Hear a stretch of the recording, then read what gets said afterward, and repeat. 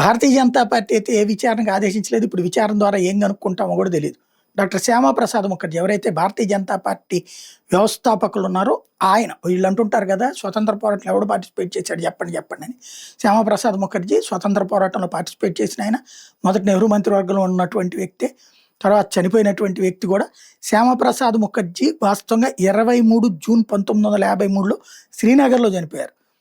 ఆయన గుండెపోటు అన్నటువంటిది నాడు ఎట్లయితే లాల్ బహదూర్ శాస్త్రి గుండెపోటు అని చెప్పేసి చివరికి పోస్ట్ మార్టం కూడా చేయనివ్వకుండా రష్యా వాళ్ళ ఒత్తిడి, అమెరికా వాళ్ళ ఒత్తిడితోనో తెలివిగా గేమ్ నడిపేసేసి తను ప్రధానమంత్రి అయిపోయింది కదా ఇందిరాగాంధీ.